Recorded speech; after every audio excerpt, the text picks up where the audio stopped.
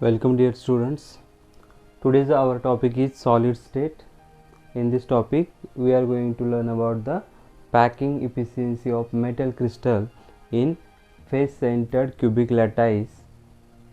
त्यालाच आपण काय म्हणतो बा CCP किंवा SCP. ठीक आहे.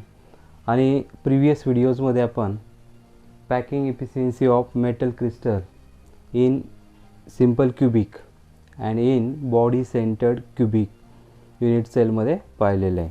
ठीक आहे. त्या दोघांची पॅकिंग इफिशियन्सी आपण प्रिव्हियस व्हिडिओमध्ये पाहिलेली आहे, तुम्ही ते पाहू शकताय.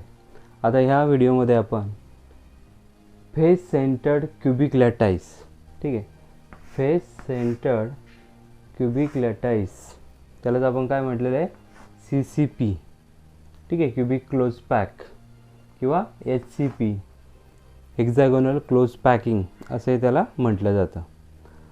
तर ह्या याच्यामध्ये स्टेप फर्स्ट, ठीक आहे, स्टेप फर्स्टमध्ये आपण इथे पहा, इथे एक फेस सेंटर्ड क्यूबिक लॅटाईस आपण कन्सिडर केलेलं आहे. आता फेस सेंटर्ड क्यूबिक लॅटाईसमध्ये आपल्याला माहिती आहे ॲट द ईच कॉर्नर, ठीक आहे, प्रत्येक कॉर्नरला काय असणार आहे, एक कन्स्टिट्युएंट पार्टिकल असणार आहे. तसं इथे हा एक काय कन्स्टिट्युएंट पार्टिकल आहे. This is the constituent particle. Then this is the another constituent particle which is at the corner, and this is the constituent particle which is at the center of the face. म्हणजे हा एक face आहे पा, आणि ह्या फेसच्या सेंटरला हा एक पार्टिकल आहे. म्हणजे अशा प्रकारची अरेंजमेंट फेस सेंटर्ड क्यूबिक स्ट्रक्चरमध्ये असते. ठीक आहे. मग आता इथे आपण जर पाहिलं तर आपण इथे फक्त तीनच ॲटम्स जे आहेत ते दाखवलेले आहेत, तीनच स्पेअर्स दाखवलेले आहेत. ठीक आहे. तर त्याच्यामध्ये पहा स्टेप फर्स्ट. आता स्टेप फर्स्टमध्ये radius of sphere or particle ही आपल्याला फाइंड आउट करायची आहे in terms of edge length. हे एज लेंथच्या फॉर्ममध्ये रेडियस आपल्याला मांडायची आहे. त्याच्यासाठी हे जे रिलेशन आहे त्यासाठी आपल्याला एक ट्रायंगल कन्सिडर करायचं आहे. Triangle ABC. In triangle ABC ट्रायंगलमध्ये जर आपण पाहिलं तर हे जे काय आहे ट्रायंगल ABC, याच्यामध्ये अँगल ABC इज 90 डिग्री. हा जो अँगल ABC हा जो अँगल आहे दिस इज 90 डिग्री. आणि 90 डिग्री असल्यामुळे अकॉर्डिंग टू पायथागोरस थेरम हे आपण इथे पायथागोरस थेरम अप्लाय करू शकतो. मग पायथागोरस थेरम काय सांगतो पहा, hypotenuse is what AC. Therefore AC square is equal to AB square plus BC square. ठीक आहे. AC square is equal to what AB square plus BC square.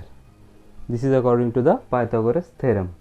आणि मग इथे पहा, आता आपण जर AB जर आपण पाहिलं, what is AB? AB is nothing but the edge length A. ठीक आहे. AB काय आहे, this is nothing but the edge length A. आणि हे BC सुद्धा काय आहे पहा, this is also edge length A. ठीक आहे. Therefore we can write here A square plus A square which is equal to what 2A square. ठीक आहे. A square plus A square which is equal to 2A square. आणि मग आपण इथे म्हणू शकतो पहा AC is equal to what square root of 2A. इथे आपण त्याचा स्क्वेअर रूट घेतलेलं आहे. तर AC इज इक्वल टू काय मिळेल, स्क्वेअर रूट ऑफ 2A. ठीक आहे. इथपर्यंत आपण हे सांगू शकतो. Then in the step second we have to find out the volume of sphere. ठीक आहे. आपण BCC आणि सिम्पल क्यूबिकमध्ये पाहिलेलं आहे volume of sphere is equal to what, volume of sphere is equal to 4/3 πr cube. ठीक आहे. आणि मग इथे काय करायचं आहे पहा, just we have to put the value of R in terms of edge length A. ठीक आहे. आरच्या जागेवर काय करायचं आपल्याला, जी काही व्हॅल्यू आपल्याला इन टर्म्स ऑफ A मिळालेली आहे ती इथे पुट करायची आहे. आणि ही पुट केल्यानंतर पहा आपल्याला काय इथे इक्वेशन मिळते. तर इथे आपल्याला 4/3 πA cube into 1/2 into square root of 2 त्याचं काय घ्यायचं आहे, क्यूब. ठीक आहे. तर हे आपल्याला इथे मिळणार आहे. आता याचा क्यूब जर आपण घेतला तर तो काय मिळतो आपल्याला 2 into 8 into square root of 2. ठीक आहे. या प्रकारे आपल्याला मिळतो. आणि याचं जर मल्टिप्लिकेशन केलं, सिम्प्लिफिकेशन केलं, तर आपल्याला फायनली काय मिळतं, volume of sphere is equal to what, pi a cube divided by 12 into square root of 2. This is the volume of sphere in case of face centered cubic cell. ठीक आहे. त्याच्यानंतर पहा next, आता इथे जर आपण पाहिलं तर this is about the volume of sphere. Now we have to consider the total volume of the particles or spheres. मग टोटल व्हॉल्यूम जर कन्सिडर करायचं असेल then we should know the number of particles present in the face centred cubic cell. ठीक आहे. आता ही face centred cubic सेलमध्ये आपल्याला माहिती आहे at the each corner there is one particle. प्रत्येक कॉर्नरला काय एक पार्टिकल प्रेझेंट असतो. म्हणजे त्याचा कितवा भाग आत असतो, 1/8 पार्ट हा काय असतो, आत असतो कॉर्नरचा. म्हणजे 1/8 into 8. ठीक आहे. प्लस हाफ इंटू 6 म्हटलेलं आहे, लक्षात घ्या. हाफ इंटू 6 कशासाठी, कारण आपल्याला माहिती आहे की FCCमध्ये in case of face centre cubic cell at the centre of each face there is one constituent particle. आणि तो जो काही फेसच्या सेंटरला जो पार्टिकल असतो तो अर्धा आतमध्ये आणि अर्धा बाहेर असतो. म्हणजे अर्धा एका सेलमध्ये आणि दुसऱ्या सेलमध्ये, शेजारच्या युनिट सेलमध्ये काय असतो, तो प्रेझेंट असतो. म्हणजे अर्धाच तो ॲक्च्युली आतमध्ये असतो. तर मग आपण इथे म्हटलं तर हाफ इंटू 6 म्हणजे हे टोटल किती होतं, 1 + 3 दॅट इज इक्वल टू 4. आणि therefore total volume of the particle or sphere that will be equal to what, 4 into, ठीक आहे, 4 into pi a cube divided by 12 into square root of 2. मग हे simplification केलं तर आपल्याला काय मिळतं, pi a cube divided by 3 into square root of 2. ठीक आहे. This is the total volume of sphere. Then the last step that is packing efficiency. Now we have to calculate the packing efficiency, which is nothing but volume occupied by particle in unit cell divided by total volume of unit cell into 100. ठीक आहे. This is the formula. म्हणजे तिथे जे particles present आहेत त्यांनी किती percentage volume occupy केलेलं आहे, पर्सेंटेज व्हॉल्यूम ऑक्युपाईड किंवा फ्रॅक्शन ऑफ व्हॉल्यूम ऑक्युपाईड जो आहे तो आपल्याला इथे कॅल्क्युलेट करायचा आहे बा. मग तिथे हा फॉर्म्युला जो आहे तो इंटू 100 म्हणजे हा टोटल फॉर्म्युला आहे. आता मग इथे पहा ह्या ज्या काही व्हॅल्यूज आपल्याला इथे मिळाल्या त्या इथे पुट करायच्या आहेत. Pi a cube divided by 3 into square root of 2a cube. ठीक आहे. आता इथे हे ए क्यूब काय होईल, कॅन्सल होईल आणि मग फायनली काय मिळेल, पाय divided by 3 into square root of 2. आता पायची व्हॅल्यू आणि ह्या बाकीच्या व्हॅल्यूज जर पुट केल्या then finally you will get the 74%. ठीक आहे. म्हणजे याची जर पॅकिंग एफिशियन्सी जर आपण पाहिली FCCची which is 74%. And if you consider the void volume किंवा त्यालाच आपण एम्प्टी स्पेस असंही म्हणतो. व्हॉइड व्हॉल्यूम किंवा एम्प्टी स्पेस म्हणजे जी काही रिकामी जागा असेल, अनऑक्युपाईड व्हॉल्यूम असेल त्याला आपण काय म्हणतो, void volume. Which is nothing but 100. म्हणजे टोटल व्हॉल्यूम जर आपण युनिट सेलचा 100 म्हटलं आणि त्याच्यापैकी 74% ऑक्युपाईड म्हटलं तर राहिलेलं काय येईल, 100 - 74 that is equal to what, 26%. म्हणजे 26% is the void volume or empty space of the in the FCC. ठीक आहे. मग FCCमध्ये ही व्हॅल्यू जी आहे ती तुम्ही लक्षात ठेवायची आहे. दॅट इज 74% काय आहे त्याची packing efficiency which is greater as compared to the simple cubic and body centred cubic unit cell. Now we are going to find out the formula to calculate the number of particles and unit cell in x gram of metallic crystal. म्हणजेच पहा आपण numerical problem जे आहेत त्याच्यामध्ये आपल्याला बऱ्याच वेळेस हे विचारलं जातं की एक्स ग्रॅम ऑफ क्रिस्टल आहे आणि मग त्याच्यामध्ये नंबर ऑफ पार्टिकल्स किती आहेत किंवा नंबर ऑफ युनिट सेल्स किती आहेत, असा प्रॉब्लेम आपल्याला एक्झाममध्ये विचारला जातो. तर अशा वेळेस आपल्याला जर डायरेक्ट फॉर्म्युला माहिती असेल तर आपल्याला त्याची मदत होते आणि आपण इझिली आणि लवकरात लवकर हा प्रॉब्लेम जो आहे तो सॉल्व करू शकतो.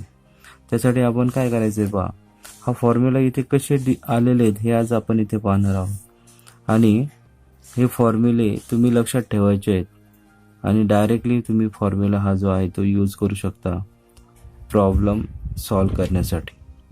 ठीक आहे. तर आपण फर्स्ट पॉईंट इथे पाहतोय, that is first we should know about the density. म्हणजे याच्यासाठी अगोदर आपल्याला डेन्सिटीचा फॉर्म्युला जो आहे तो माहिती पाहिजे, जो आपण प्रिव्हियस लेक्चर्समध्ये जो आहे ते डिराईव्ह केलेला आहे पहा.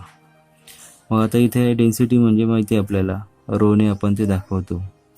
एन म्हणजे नंबर ऑफ पार्टिकल्स किंवा स्पेअर्स पर युनिट सेल आणि यम म्हणजे माहिती आहे आपल्याला, यम म्हणजे molar mass, capital M. N A is nothing but the Avogadro's number and a what edge length. ठीक आहे.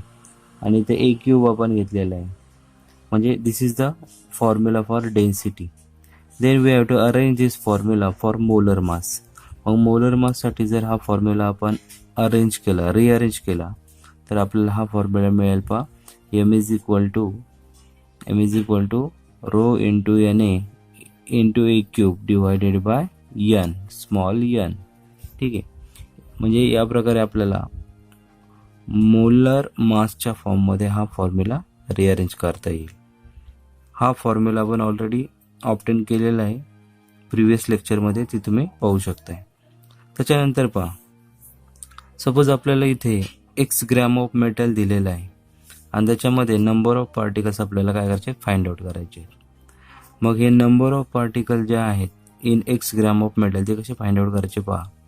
त्यासाठी आपल्याला कन्सिडर करायचं आहे की मोलर मास, जे मोलर मास ऑफ सबस्टन्स आहे यम, कॅपिटल यमने आपण ते दाखवतो. त्याच्यामध्ये किती पार्टिकल्स असतात ते आपल्याला माहिती आहे. The molar mass M contains N A means what, Avogadro's number of particles. ठीक आहे. म्हणजे यम मोलर मास जर असेल तर त्याच्यामध्ये, मोलर मास जर यम असेल तर त्याच्यामध्ये N A number of particles काय असतात, प्रेझेंट असतात. एन ए म्हणजे अवोगाड्रोस नंबर ऑफ पार्टिकल्स. ठीक आहे. मग ते आपण रिलेट करायचं आहे X gram of metal contains. ठीक आहे. इथे क्रॉस मल्टिप्लिकेशन घेऊन आपल्याला काय मिळेल, X into N A divided by M particles. ठीक आहे. म्हणजे X into N A divided by M particles are present in X gram of metal. म्हणजे हा फॉर्म्युला आपल्याला इथे मिळेल. ठीक आहे. देन नंतर काय करायचं पहा, by substituting the M gives. म्हणजे आता इथे ही जी यमची व्हॅल्यू आपल्याला वर इथे मिळालेली, ही व्हॅल्यू इथे पुट करायची ह्या फॉर्म्युल्यामध्ये आणि ती पुट केल्यानंतर आणि रिअरेंज केल्यानंतर पहा इथे एन ए गेट कॅन्सल.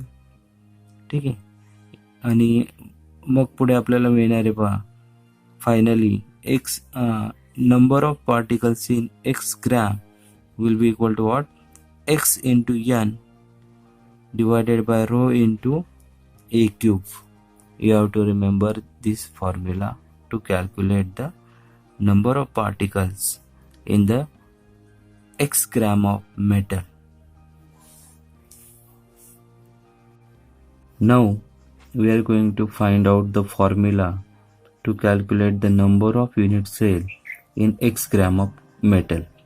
आताच आपण number of particles in X gram of metal जे आहे त्याचा फॉर्म्युला ऑब्टेन केलेला आहे. आता आपण फाइंड आउट करतोय number of unit cell in X gram of metal. ठीक आहे. तर याच्यामध्ये N particle corresponds to 1 unit cell. N म्हणजे माहिती आपल्याला, एन म्हणजे number of particles per unit cell आणि त्याच्यामुळे जेवढे n ची व्हॅल्यू असेल तेवढेच युनिट सेल काय असणार आहे तिथे प्रेझेंट असणार आहे. Number of particles in x gram corresponds to, मग आता ह्याचं जर क्रॉस मल्टिप्लिकेशन केलं आपण तर आपल्याला काय मिळतं, x into n divided by rho into A cube into 1 divided by n, आणि हे जर n काय होणार इथे कॅन्सल होणार आणि आपल्याला फायनल फॉर्म्युला मिळणार. पहा, number of unit cell in x gram of metal will be equal to x divided by rho into a cube. This is the final formula to calculate the number of unit cell in x gram of metal. Then the number of unit cell in volume V of metal. ठीक आहे, म्हणजे इथे आपल्याला जर number of unit cells find out करायचे असतील V volume of मेटलमध्ये, तर हा फॉर्म्युला आपण यूज करू शकतो. पहा, that is V divided by A cube. आता ए क्यूब म्हणजे माहिती आहे आपल्याला, ए क्यूब म्हणजे व्हॉल्यूम ऑफ 1 युनिट सेल, म्हणजे एका युनिट सेलचं हे व्हॉल्यूम आहे. आणि हे टोटल व्हॉल्यूम व्ही जर मेटलचं व्हॉल्यूम असेल तर त्याच्यामध्ये V divided by A cube हा फॉर्म्युला वापरून आपण number of unit cells in V volume of metal हे फाइंड आउट करू शकतो. In this way, in today's lecture we have learn about the packing efficiency in FCC and formulas regarding calculation of number of particles and the unit cell in x gram of crystal. In next lecture we will see the problems based on these formulas. Thank you.